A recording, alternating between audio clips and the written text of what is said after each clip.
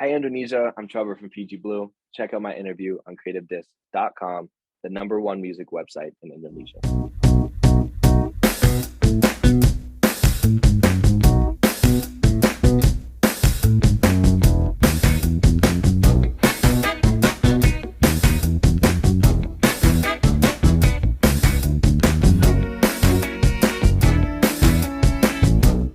Hello, city lovers. Welcome back to another CreativeDisc exclusive interview with me, Lutfi. And now we have a guest that always played a chill and laid-back music to making your day more sooth and more smooth. I first encountered them through their song called Butterflies. And I thought, wow, this track is so dreamy and chill, but have a unique dance beat with husky vocal and voice. And I fell in love with this track. Right now, the singer of that song becoming our guest, and we're gonna talk a lot with him. Especially, I wanna ask the after effect when Jungkook of BTS liked their song called "It Takes Two." So please welcome. This is Trevor from Fiji Blue. How are you today? I'm good. I'm good. Thank you for that beautiful introduction. Thank you so much. Thank you too. So, what kind of activity that you are doing recently? Honestly, this has been all finishing this upcoming project of ours. Been so much work shooting videos, taking pictures, just putting the final touches on it. And then also rollerblading at the beach in between the madness. That is my activity. Like, can you give us a spoiler about your next project? Yes. Let me think. I can say it's 7 songs.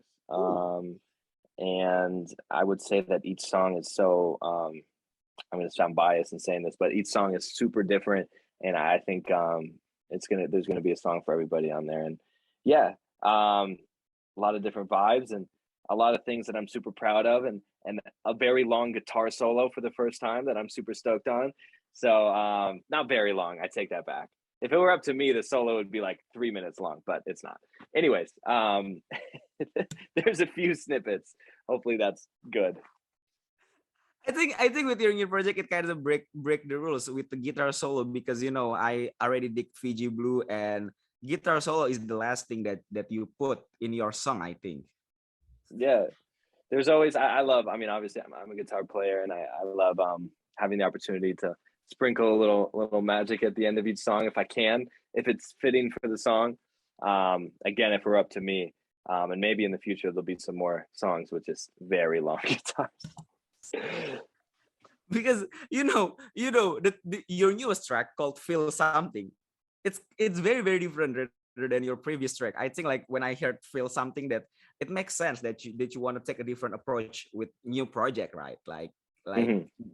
when I heard Feel Something, it's just like kind of a mid 2000 song, like to pop rock in mid 2000s. Yeah. I love that. I love that comparison. I feel like I was missing this like light acoustic, like you said, mid 2000s feel, and yeah, it's special how that one came about, and every song on the project kind of has its own home, while obviously always honing in on that sound that we try to create. But yeah, it's really I listen to it nonstop. Actually, I'm trying to get the track list order currently. I think I got it, but yeah, I'm so excited. There's such a special, unique blend of sounds that we've kind of gathered throughout the year and even onward, combining into this project.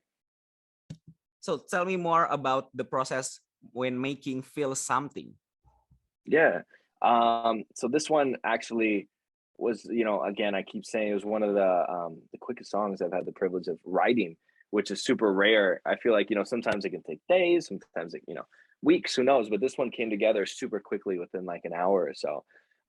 Just on the writing side of things. But yeah, just going through some, highs and lows off a tour, and it was holidays, and I just had a lot of emotion brewing up in here, and something just came out. And those are the best songs, really. It was just unfiltered, simple, poetic things expressing the way that I felt in the midst of that time. So, like, tell me more about your approach to making a music. Like, your approach, because making a chill and like laid back music is, I think, like it's very hard if you didn't have a chill mood. So, tell me more about your approach for making music, the Yeah. process behind it.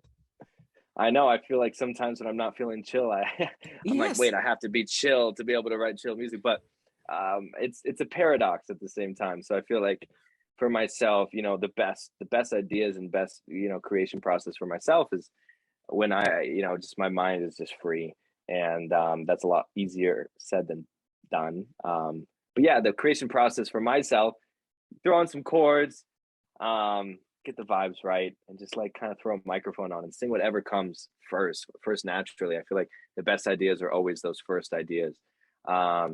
And just sing ridiculous things. The moment you start overthinking about it, it just kind of flies away. So Yeah.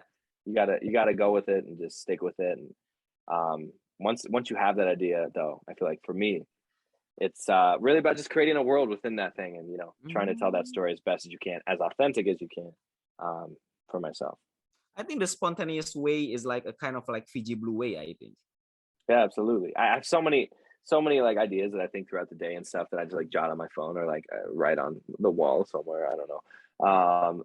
I'll come back to it, and some of my favorite songs have been written at 3 o'clock in the night or 3 o'clock in the morning. Um, it just depends. It's really, there's no like trained schedule. I really like the chaos, to be honest. I feel like the best stuff comes from chaos.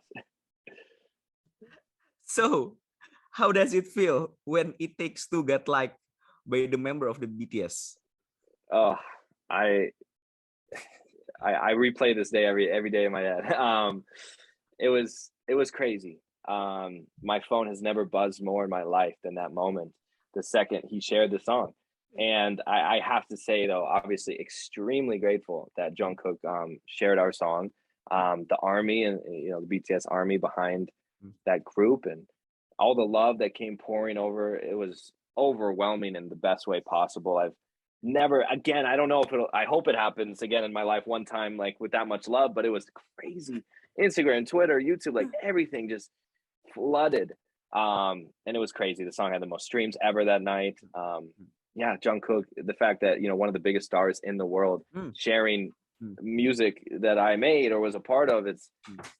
it's hard to explain and put into words how grateful I feel towards a huge star that had no obligation to do that. It's just because he liked the music, that means so much to me. But the interesting things like on Spotify, your number one listeners are based on Jakarta, Indonesia. Yes.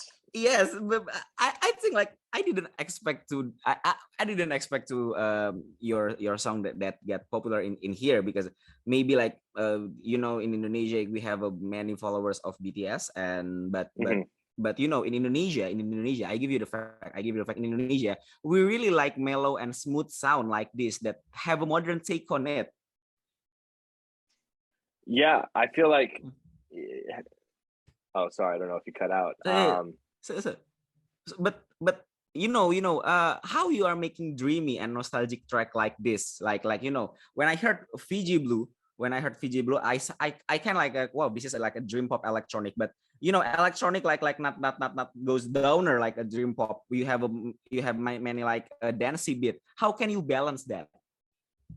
Yeah, I feel like there's a conscious and non-conscious thought process throughout. Like, oh, we need to create a dancey track. We need to create more of this. But I feel like the balance comes from just the emotions that are outpouring every single time we hit the writing board. And um I don't know, I feel like we could make a whole album that is just pure dance, and we could make a whole album that's just pure sad guitar indie music. But I feel like there is this like there's songs that are also sad indie dance ones, and this mixture of like it Hmm. tethers between this line. And I don't know, I feel like once I've made a certain amount of types of songs, I want to make a different type. And that's also the most exciting part about making music, because I feel like once you make one, you have more Hmm. inspiration to make the next one. Hmm. Obviously with past influences, but it's fun. It's fun. It's hard to think about the balance. It's fun to also just like do what you want and Hmm. stuff. So what's your biggest influence in music? My biggest influence, I have to say it. John Mayer is a huge influence of mine. I love his music. I grew up, really falling in love with songwriting because of him. Oh wow. Um, yeah, and the blues on guitar. I'm a huge fan of Hmm. Stevie Ray Vaughan, which he was also influenced by. And yeah, I just love songwriting solid music. Hmm. That sounds so cliche, but Clairo, Holly Humberstone, Dayglow, Keshi, Wow. so many other artists that I love so much. It's kind of unique because you are coming from a blues background. I think every guitar player has a blues background, right? 100%. Like they learn blues first, but next thing next thing you do is like kind of like a dancey track, a dream pop track. It's like kind of different. Yeah. It's cool. I'm again grateful to be that the sound is so well received. I love it so much. I get to play guitar and dance a little bit on stage, and sometimes it's a sad dance, and sometimes it's a happy dance. But it's great. There's no place I'd rather be than dancing on stage.